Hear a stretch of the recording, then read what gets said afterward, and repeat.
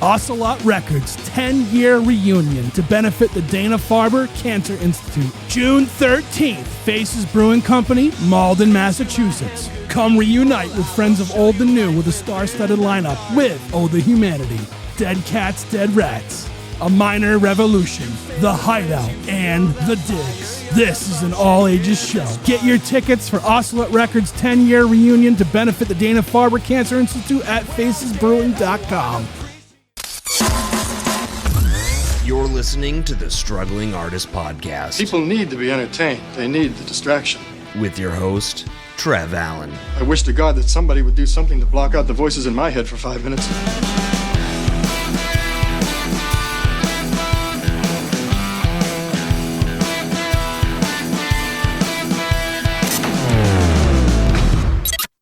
Hello, everybody. Before we get into today's episode, I just want to apologize for not dropping this on Monday. I was on I guess I had like a 4-day weekend with it being Labor Day. Memorial Day and everything. And I think I needed to step away from doing all the work I do and all of like the internet in general, right? So yesterday I didn't go on the internet basically at all until the evening. I guess I'm recording this Monday. So Sunday, I didn't go on the internet until the evening, where I then apologized to everybody for, deciding that I needed an extra day. It happens. Look, I've missed 1 week since 2020 because I was sick, and we extended this one a day for the holiday. I think that's okay. I think it's okay. So please forgive me. Now, for today's episode, I had a chance to talk with A Minor Revolution. They were a band that had no longer been since around COVID.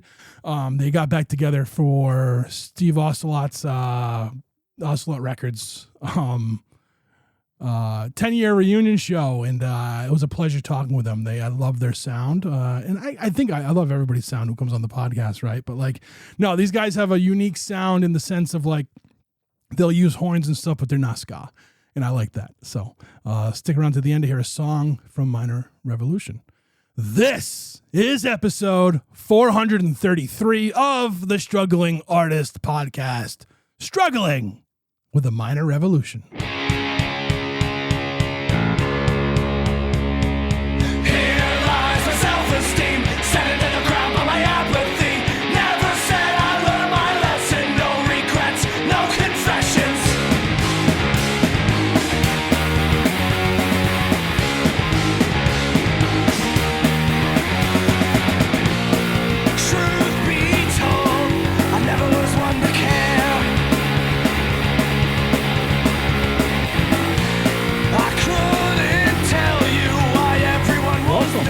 Revolution. I was just about to have myself a minor meltdown right before we got on here. So life is just weird, man. I am 45 years old and I feel like I still haven't figured anything the fuck out yet, So just to I think a minor meltdown is a way better name for a band anyway. Yeah. I was telling Jameson, it was 5 days ago I had my pellet stove running because I was freezing, and then today the AC is blasting, and I just do you remember spring when we used to have spring weather? I just don't get it anymore. We just go from hot to cold now, and I just can't stand it. I just can't stand it. So, but welcome to the show. Welcome to the podcast. And it's really cold and really hot. yeah. It's just we just one extreme or the other, So. But anyway, we're not here to talk about the weather. We're here to talk about A Minor Revolution. We're here to talk about Ocelot Records 10-year reunion that's coming up in June. And so I went and checked out your guys' stuff. It's funny, a lot of the bands that are on this bill, well, a few of the bands on this bill, I know I had heard before, and A Minor Revolution was one I knew I had heard before. And then I needed to go and listen, you know what I mean? I'm like, oh, okay. I remember this. But, Jameson, Jameson's been on the podcast before, and I don't remember we talked about this, right? We didn't talk about Minor Revolution when you were on last, right? I don't think so. Yeah. No. I think we just we stuck to, I don't know. We were talking about all sorts of things, but I don't think that was one of them. But yeah. So tell me something. Like, tell me about A Minor Revolution. Because like I said, outside of, I knew I heard you guys before, and you know, checking you guys out again. I don't know much. I don't know much about you guys. So this is my favorite part You're of probably not alone. podcasting, is when I meet people for the first time. There's not really much to tell, actually. But I started the band, I don't even know how long ago anymore. AJ would know. With my friend Pat, actually, back at UNH when we were over there. And back then we were called the Pounding 40s. And then we met Ryan there just kind of on a random day, and he started in the band, and he started playing with us and writing songs. And then, I don't know, we probably like kind of putzed around for like a year and a half with that name, maybe a year. And then we eventually changed it over to A Minor Revolution. Yeah, and just kind of gigged around the Dover area, going down to Boston, kind of all over our little corner of the Northeast here. Are you guys from New England originally, or were you from the area? Oh yeah. Yeah. Zach and I are both from New Hampshire. Neither of us from Durham, but yeah, we're both from the area. Yeah, well, right on. So have you guys aren't active right now, right? Or now you are because of this thing, or like how did this Right, all? pretty much. I mean, a few years ago, I don't even know how many it was. A lot of things were kind of happening at the same time. Like Zach was getting a house, I was getting a house, getting married. AJ was having kids. You know, we were dealing with Jameson being himself. Things just kind of got really busy in our lives, and things kind of slowed down. So we never really ended anything. We just kind of pittered out and hadn't played in a long time. And I think it was, I don't know if it was Jameson or Steve, was just like, hey, let's get a show together. And, you know, I asked everybody to do everything, and they did. So here we are. That's awesome. That's awesome. Yeah, we I know Jameson. we kind of got together we jammed in the basement. I set it up for the guys to jam in the basement here at my house as part of something else that we were filming with Jeff Bousquet.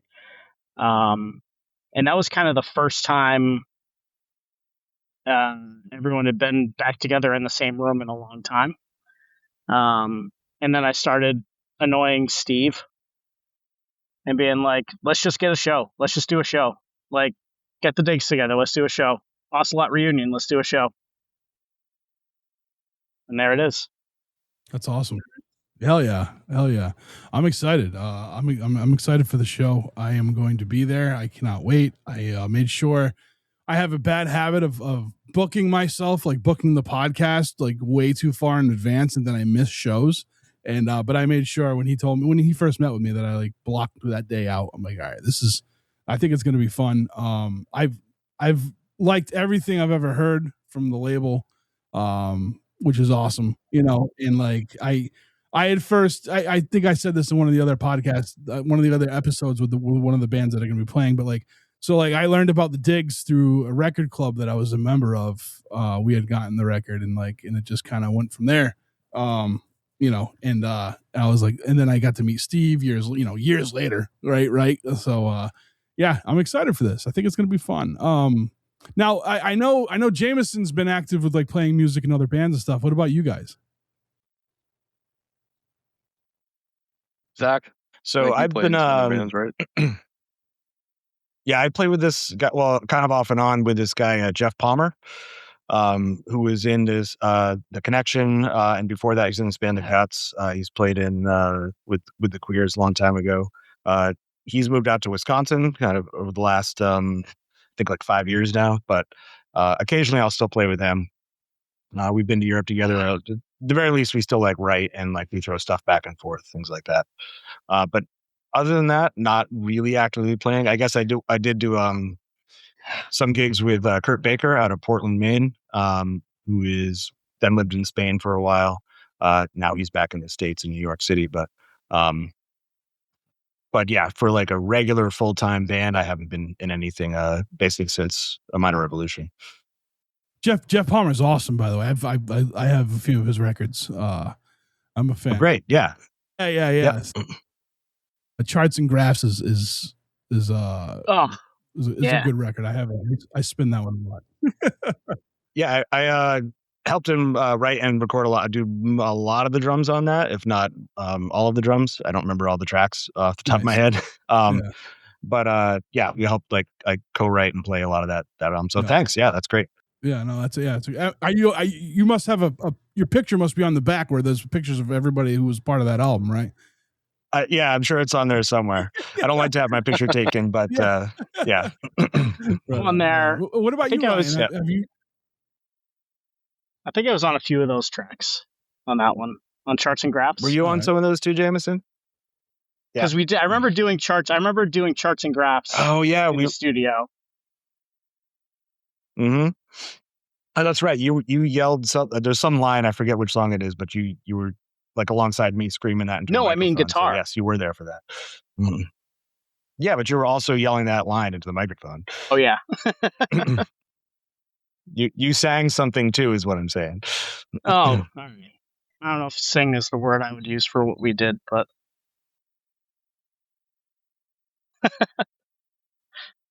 yeah, no, I haven't been doing anything musical lately. I kind of just went deeper into the woods. So I've been doing a lot of like chainsawing and learning how to do, I don't know, whatever I want to figure out how to do. The most recent hobby has been welding. And so I built a smoker recently that took up like 2 months of my time. All right, right on. So yeah, mostly hobbies. I'm gonna ask this. This is for Ryan first, and then Zach, we're gonna pivot to you with like a similar question, right? So, Ryan, man. So like, you learn all these, like you said, you learn hobbies, whatever you want to do, and like, does it fulfill that creative like hole? Yeah, that's kind of it. Yeah, I mean, we got around the same time that all those other life events were happening. My professional career took off too, and like, which is in a corporate organization, and it's really hard to be creative in a space like that. I still try and find ways to, but it's really hard. So, and then also with the amount of time that it took, it was hard for me to be creative the way that we had been in the past. It was really hard to make, practice schedules and even think about setting shows up and things like that. So I had to start thinking of other ways that I could just get the creative juices flowing. And yeah, my brother-in-law is a welder, and a couple of years ago, he built a table frame out of steel, and then I built the tabletop out of some wood that we have in a barn that I don't even know how old it is or where, it was from some structure that had been deconstructed. And then that kind of like piqued my interest in welding. So then I just started trying to put pieces of metal together and see what came out of it. Nice. So I spent a little time down in Tennessee in a little place called Lawrenceburg, Tennessee, which is part of Lawrence County. And just when you said the tabletop building, like the wood for the tabletop, Etheridge, Tennessee is a huge Amish community. And really, yeah, and like their woodwork stuff is incredible. And so I went down there to help my friend open a bar and restaurant, and he bought the tabletops from like the Amish, and it like the woodwork. Oh man, it was just like you can get really, I don't know. So for me, like I think wood, like building shit to me is art, regardless if it's, if you're manufacturing furniture or whatever. Like when I moved into this place, I remember I didn't have anything. Like I moved into this place 10 years ago, and then I moved out and moved back years later. But like I have a giant like old school like 70s like dining room table. And I remember the first time I was moving out, I'm like, all right, I'd gotten it from like a restore. Like I was like, oh, I like that. That's what I want. Like that's what I'm gonna get. It's like this old farmhouse like dining room table with the chairs. 6 chairs. I've never had more than 3 people in my house until I started having shows here. You know what I mean? So like, there's no reason for me to have it, but I was like, I want that. So when I went to move, I was like, I don't know what I'm going to do with this thing. I said, I guess I'll break it up and like give it to my neighbor for firewood or whatever. I turn it over, and it's got like an engraving in it that someone made that for somebody for their wedding, and I'm like, well, this is art now. I can't get rid of it, right? Yeah. So like I totally understand, like being able to create, whether you're physically doing it with your hands or you're doing it through writing or doing it through music or whatever, like it definitely all has a fulfilling value to it, right? um with I don't know, with like music and writing and stuff like that, does it is it a different kind of like fulfillment, or is it the same? That's a good question. I think it's a little different, only because when I'm making stuff, I feel like it's not as abstract as trying to write lyrics and music and put together, really strange concepts and have them even remotely come across the way that you're intending them. And, I think that I think writing music and lyrics is probably on another level. So, Yeah. Yeah. Yeah.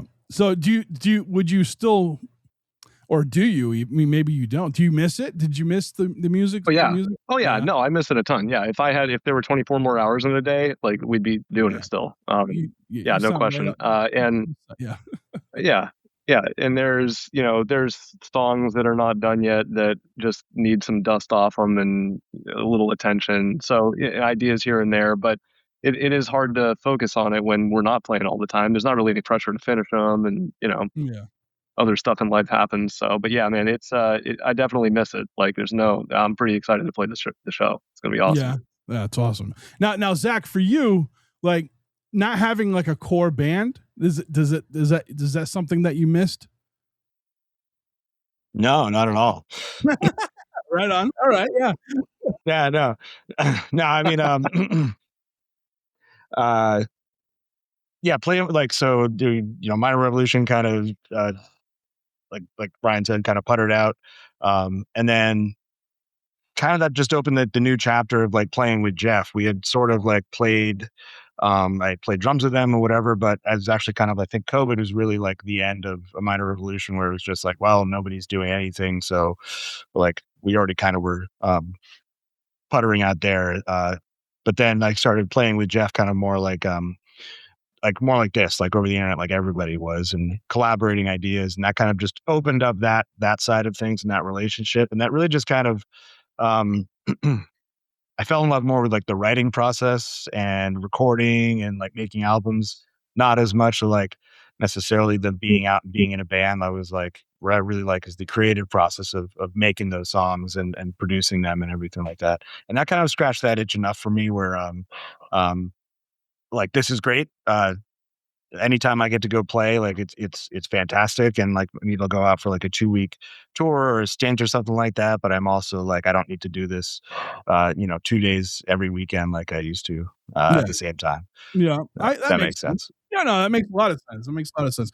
And I know people that like, they love writing music, they love recording music, they love putting out albums, but they don't necessarily like playing out. Right? You know what I mean? Like Mhm. it's a different thing. But like, yeah, I mean, so yeah, if you're still, it seems like you're still doing the thing. You're just doing it at the, in a different aspect of it, I guess, right? With what, like, with Yeah, not, exactly. Yep. yeah. So. Now, Jameson, let me ask you this. Uh, you're everywhere. You do all sorts of things. We've talked about you recording for people. We've talked about you working with bands and helping them out, like getting set up at shows, and guitar tech from that to like playing in bands. And I mean, I feel like there's a couple of bands you were like helping out with, and now you're in the band, you know what I mean? So like you have all this stuff going on. Like, is it a constant move? Like you need to keep going. You need to consume it all. Like you need all of it to happen all the time. Exactly. I I don't like sitting still. I got to be doing something, like, and it kind of started. I mean, I always, growing up in high school and middle school and stuff like that, I was part of like, drama and stuff like, just like musicals, but I was always on the tech aspect of it, running sound or lighting. So then when I found myself not in a band, I was just hopping in the car with Ryan and going to AMR shows with him.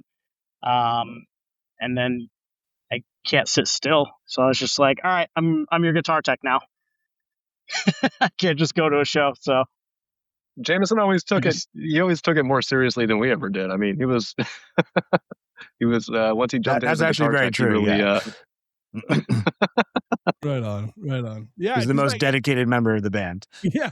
Well, yeah, because like I see Jameson. I see Jameson quite a bit. I don't think we've seen each other since what was the Drown show last year? Was that the last time we saw each other? were you at the show in February at Faces? The KCUF? No, I wasn't. I was I went through. I was like sick for a few months and I didn't make Yeah. it. No, I wasn't. Yeah, at so it was that probably one, the no. Drowns. It No. might have been the Drowns show then. Yeah. So like, but we run into each other. I mean, normally we'd run into each other here and there quite a bit. And like, yeah, you're always got something going on, man. I love it. I think that's great. Like, because I'm constantly doing stuff. Like, I'm somebody who I can't sit still. I'm 45 years old. And I love music as a consumer. I can't write music. I have no musical talent whatsoever, but like I feel like music helps me with my other creative stuff. Like I'm constantly listening to music when I'm writing. If I'm like putting like I don't know, sometimes I do random shit. Like last year I decided I had played Dungeons and Dragons once at the age of 42 and I never played it again. And then last year at 44, I made my own tabletop RPG. You know what I'm saying? Like I'm constantly like, hey, I want to do this thing because I think I want to try. I want to see if I can do this. And I've always been a person that was like that. Like I was like, I'm gonna see like how I do it. Like I played football in like high school, and then after high school I played semi-pro, and like I was like, I just did it. I was like, I want to see if I can still do this. You know, like and even with that, like I played for a few years, took a couple years off, and then I went and played. I'm like now I was like 20. Late 20s. I'm like, let me see if I still got it. You know what I mean? Like I have to like keep doing things, you know? So I totally get that. I totally get that itch that you just gotta like, nope, we're just gonna go do this thing and we're gonna see what happens with it, you know? So how was that for you, like at the start of COVID, you know, like when everything just shut down, you know? That was weird. That must have been tough. So I was in, so we'll pivot back a few months before like the world shut down. I had moved from Tennessee. So I went down to, I was down in Tennessee from 2017, 2018. I was there for like a year and a half. So at the end, like towards the end of 2019, I moved to right outside of Pittsburgh. I had a small little logistics business where I would do work for logistic companies. And I was a consultant for this one, and they wanted me based out of Pittsburgh. So I moved there, and I was traveling all the time. I was going from there to like Ohio to Michigan, back to Tennessee, and then there was another. I think they had two locations in Michigan. So I'd be like up in the Upper Peninsula, and then I'd be like towards like Detroit, you know. So I was like all over the place. And then things started to slow down, and I'm like, all right, cool. Now I get to like, I'll enjoy Pittsburgh, right? I'm like, I'm gonna meet some people. This will be fun. And then COVID happened. So I had nothing. I had nothing. I actually started doing a lot more writing, which was good because that was like I always say that Pittsburgh was like my peyote trip in the woods, right? Like you go find yourself. Like Pittsburgh was that for me. Cause like I was somebody like I was very like I don't know. I was always someone that was like an extreme loner, and now I was completely alone, and you can't interact with anybody and you can't do anything. And the closest person I knew or loved was 500 miles away. So it ended up being a real tough experience for me. But the one thing I did was I brought this podcast back there. Like I started recording in the end of 2019 and I launched in 2020. And I to this day, I'll say like I would have killed myself if I didn't have this podcast, because it gave me like something, like I had not something to do, but like I had like responsibility. You know what I'm saying? I feel like I had a responsibility. I needed to record. I needed to put out episodes. Yeah. And I had to keep moving. That was the only way I could like keep moving with things. You know what I mean? Outside of like doing the deliveries that I was making with my business. So it was wild. It was a tough time. It was wild. a lot of bleak writing came out of that time. Yeah, no doubt. Actually, I was going to ask you had said you were writing not music, you were just kind of writing to write. So like I wrote screenplays for about 20 years. Nothing that's ever been made. I just wrote them because I like to write and I like to film. And then I kind of pivoted to doing like I still do like fiction and like screen. Like I wrote the last screenplay I wrote, I realized I want to make it into something more. So I'm like working on that to make it like a bigger project. But I did a lot of I was doing a lot of like essay writings, like kind of like self-reflection stuff, like thoughts, my wild, crazy thoughts, and like kind of like stories like about my things I've experienced in life. And that's I did a collection of that. I have a collection of that I was like I finished last year, and this past weekend I just finished like recording it for an audiobook. So oh, wow, that's awesome. Oh, that's awesome. Not to steal. I wasn't trying to steal smoke there. No, do it. No free ads. No free ads. Yeah. So I just finished up, and like I hadn't touched it in a while, like doing recording it, and it kind of opened up a bunch of shit, and now I'm like, all right, dude, you got to start writing again. You know what I mean? Like I gotta write, because like I book a lot of podcasts. I record a lot of podcasts. I edit my podcast. I edit a podcast for somebody else. I'm like their editor and producer, and then like I have the Record Club. I have a subscription service, Record Club, that the one that I got the Diggs record from, the guy who had that Mark, he ended up giving it to me. Blend. He's like, you want to take this over? I'm like, sure. Yeah. That's pretty cool. Yeah. Yeah. Yeah. So I took over the Record Club. So like I'm constantly busy with like all this stuff. And then this weekend I really was like, all right, you need to make time to like create, because I missed it. I really missed it. And like it kind of, I don't know if it was like reliving those stories or if it was just like the fact that I really missed writing, but it bummed me out when I was done recording that thing. I was pretty bummed out for another day or two. So yeah. That's who I am, I guess. That's who I am. I'm a 45-year-old, emotional little boy. So we all. Yeah. Yeah, exactly. Aren't we all? Yeah. But all right, I don't like talking about me. We're gonna go back to the band. One of the things I picked up about the band, and I maybe I'm wrong. Maybe you guys will tell me I'm wrong. But like, so you're a band that has like horns, but you're not. I do not consider this band a like ska punk band at all. Like, you guys have a much different sound, and like I have this argument with people all the time about horns, and I'm like, listen, like, because I'm not the biggest ska guy. I love horns. I don't know. I love reggae. I love rocksteady. I love all that stuff. I just don't. I'm just like third wave ska. I'm not into ska punk. Like we had Op Ivy. We don't need anything else. You know what I mean? So it's like it's one of those things. But like, so valid. I tend to agree with you there now. Yeah. I get into these arguments with people because I'm like, listen, like, just because a band has horns, it doesn't make them that. Right. And I feel like you guys are a good example of that. And maybe I'm wrong. Maybe all right. I heard correct. Right. Well, yeah, I mean, and that's actually kind of a compliment, because I think that, we're definitely ska inspired, but we did not want to be another ska band that sounded just like, all the other ska bands. So there's definitely some influence in there from some of the third wave stuff that came out in the 90s and early 2000s.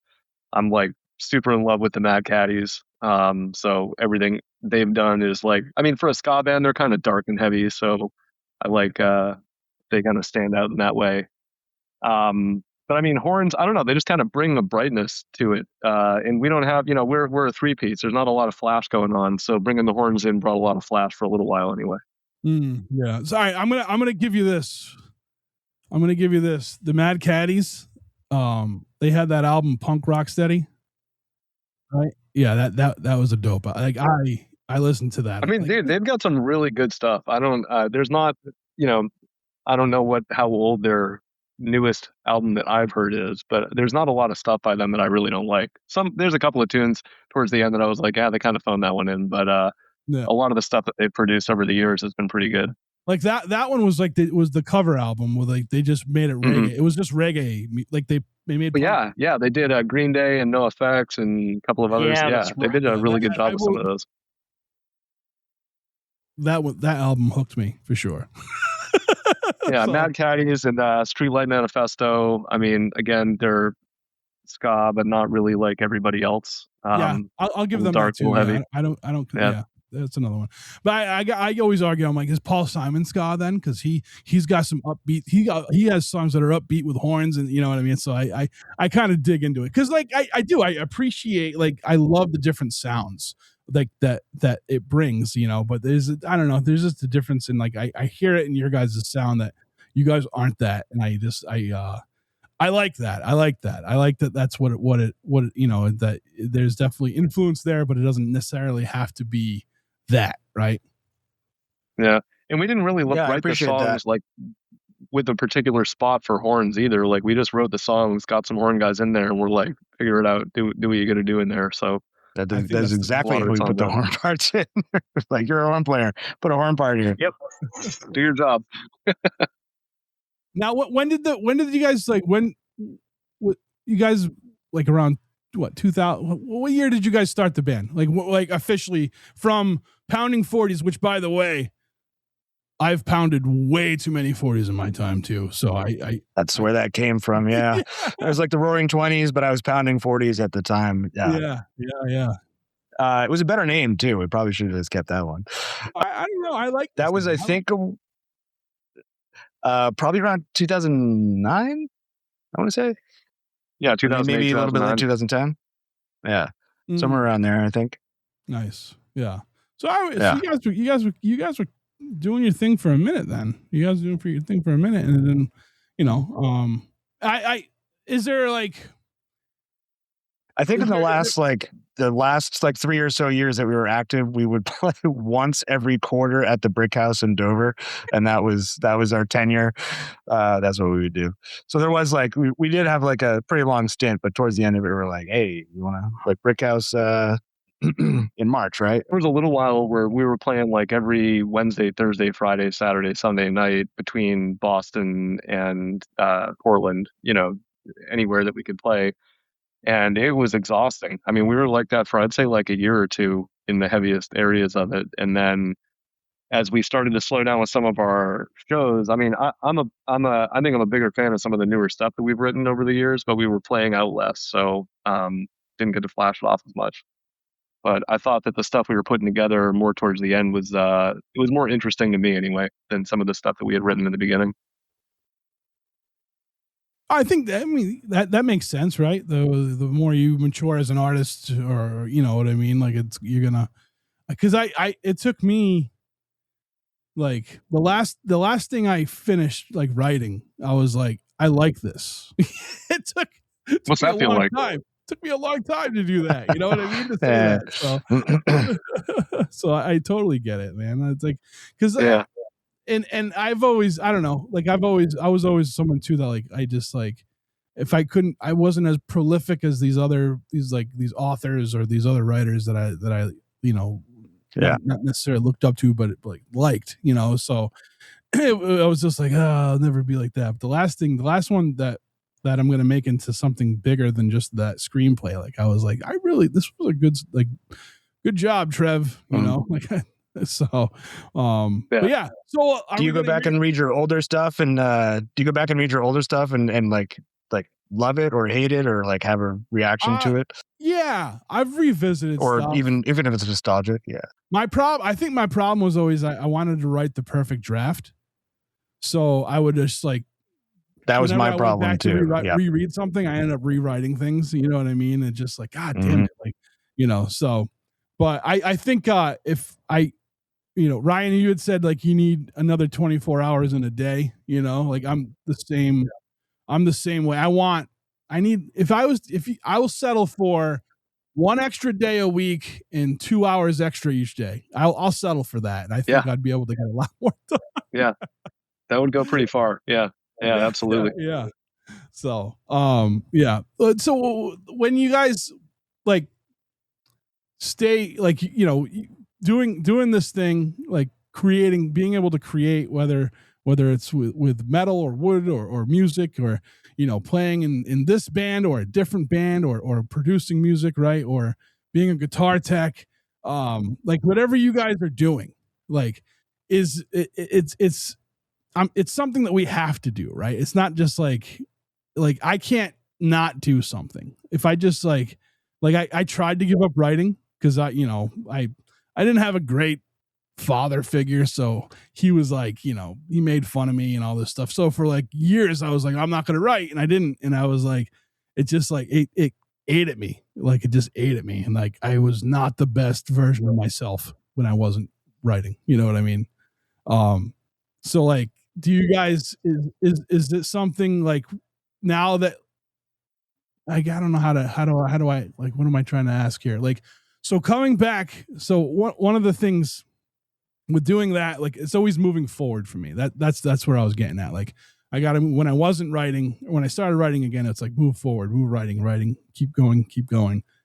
Coming back around to do this show with a Minor Revolution, like, does it feel different, or does it feel the same as it was when you guys were we'll say towards the end of the band? Like, does it feel different now? What do you think, Well, Zach? it's slower. We're old now. We used to be in like a speed contest with the Down and Outs from Rhode Island. I don't know why that was one. That was a silly thing that we used to do. We would play as fast as possible at every show. That was a poor decision. But I would say like it's a mix of both for sure. Because picking the songs back up after years of not playing them actually, for me at least, and I felt like with the group, happened a lot more naturally than I expected. I thought it was going to be like, oh, we haven't played these forever, we're going to be rusty, and we were for sure. But like, you know, the railroad tracks were like already there. We just had to like, you know, kind of clear them out a little bit. Mm-hmm.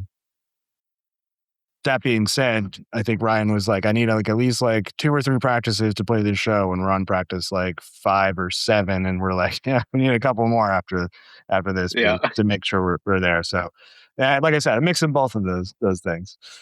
Yeah. I mean, some of it too is like we came in and the first few practices were kind of surprisingly good, but then we're like, okay, well, now we need to really tighten it up. And if they're this good on the first practices, we need to dedicate the time to blow it out of the water. So we've been, I don't know, we're on practice like 17 now or something. Nice. We've increased the frequency coming up to the show. We still guarantee nothing for the show. Yeah, as always. Is this like, are you guys? Yeah. Like, is this going to be like a one and done thing, or do you guys think you might be playing a little bit more, like, or at least practicing with each other more? And we haven't really talked much beyond it yet. I don't know. I'd be open to some ideas. I can't be playing out all the time again, but if we had the opportunity to play a show or 2 a year, that'd be kind of cool. Mm-hmm. Right on. Probably finish up those songs. Yeah, we'll talk about it at the end. Yeah. Hey. All right. Maybe we can record them or something like that. Basement's ready. Yeah. Yeah. That's awesome. I don't know. Like, let's kind of like, are you guys excited? Like, I mean, I think you guys said you were excited for the show, but like, do you have like any goals? Are you setting any personal goals for this show? Like, is there any kind of like, are you giving yourself an expectation of what you're going to do, or just how the vibe of the show is going to go? Well, I said from the get-go, I'm only doing this because I want to see DCDR one more time. Yeah. Yep.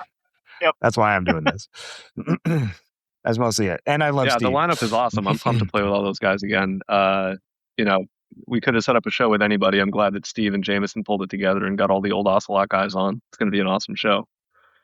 Probably the first show, I mean, my stepson's never seen us play, and so he's going to come to this show, so I'm pretty excited for that. So there's a little bit of a family event. I got some people coming to watch that I'm excited to perform for, just because we haven't done it in so long. That's awesome. I remember when I played football, like, I had played with guys, and they their kids got to see them play because they only knew about like the high school stories, you know what I mean? So that was a different experience for them. They said like it was awesome to be able to, to do that. A couple of them, like I don't know how they're doing. I know a couple guys that are my age and they're still playing, and they're playing like with their kids now. Like, I'm like, nope, I'm all set. I stopped at 30. I was like, I got hurt, and I'm like, you know what? I have to get up and go to work tomorrow. So I think this is it. I think I'm not invincible anymore. So yeah, like 10 years ago, I broke my rib wakeboarding, and then like 3 years ago, I tore my ACL wakeboarding. So I got to slow down a little bit. Yeah, for sure. Yeah, it sucks learning that though. It did, right? Like it absolutely sucks when you like you're like, shit, I can't do all the things I used to. Yeah, it wasn't even like necessarily like things that were intricate. Like I used to just flail my body in the air because it would land somewhere. And now it's like there's very precise locations it needs to land for things to continue to function properly. Yeah. At least you recognize that, right? Like, and you're like, all right, this is what we got to do. We have to do this, right? Like, I was a bonehead and kind of just like, no, I'm good. I'm good, and then it took something. I took it to the extreme at the wrong time, I guess, Yeah. So, but well, I don't know. From my perspective, I would love to hear new, like your songs that aren't finished that I haven't been able to hear, right? So I think that'd be awesome. I think the show in June is going to be phenomenal. I'm excited to go. Like I said, like when Steve approached me about like, hey, would you want to, and I'm like, yeah, because for me, I like the fact that I got to do, this is something different, right? Like I'm interviewing people who aren't in a, like their band isn't there anymore, right? So it's like, right.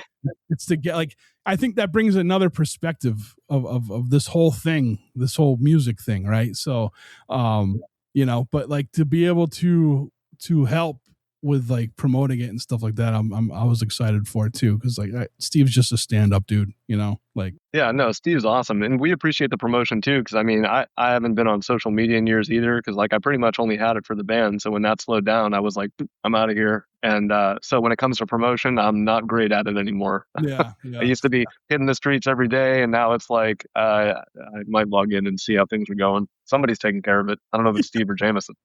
Yeah, I went years without it too, and then when I brought this back, I was like, I guess I need this thing again. So here we are, So I'm good at now. When you need to promote, yeah, exactly. So I post the shit and then I'm gone. Like, you know what I mean? I'm like, all right, tomorrow at 6 a.m. I'll post the next thing, and then I'll stay off of there. So as much as possible. So because I just there's a lot of negative space going on in the social media. Yeah, it's all. Yeah, I mean, you know how to find the right answer on the internet, right?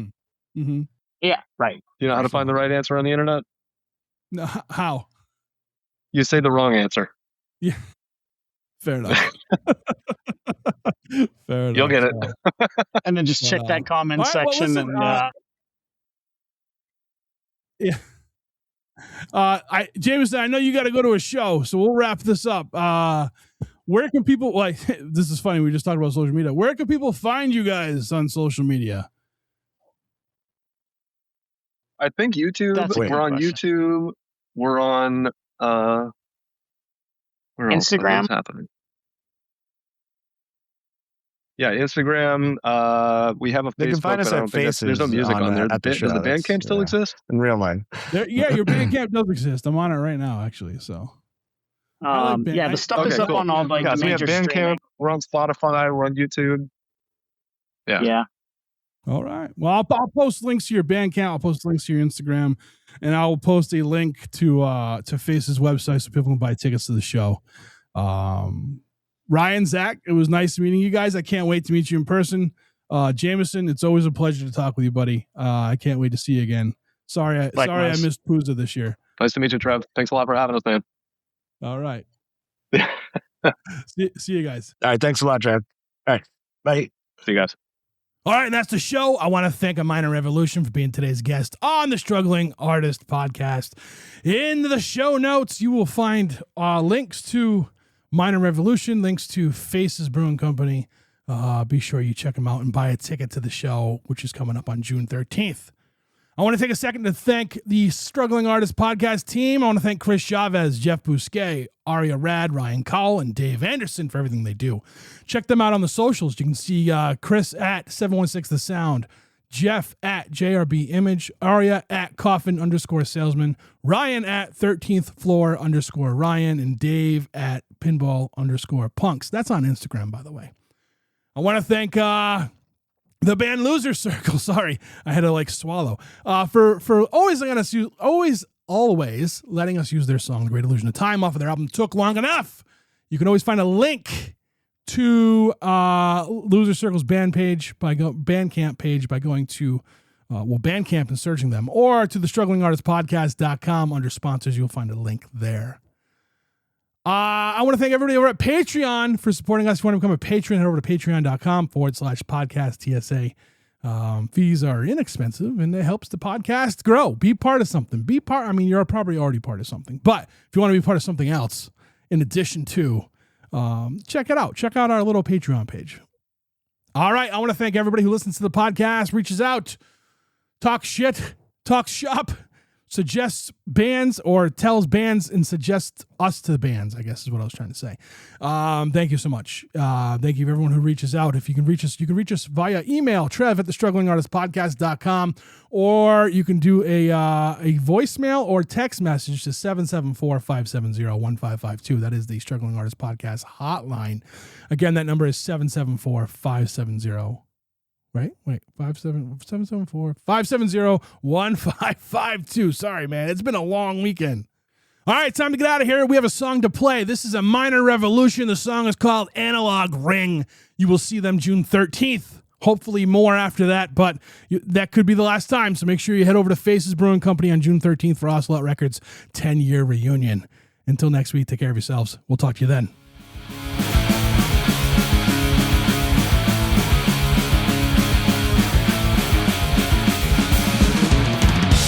Waiting for a payphone to ring outside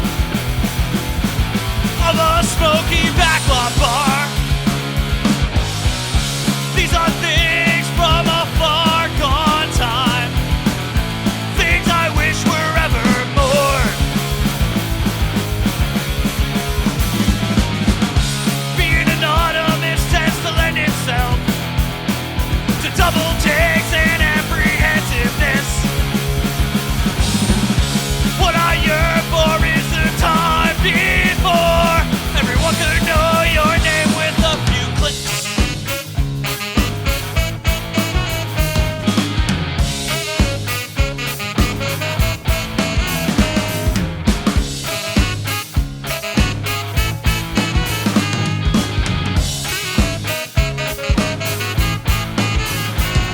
I'm not saying I'm a traditionalist, I mean you need some tact. Cause the way you go about your business has you asking for the blue and black.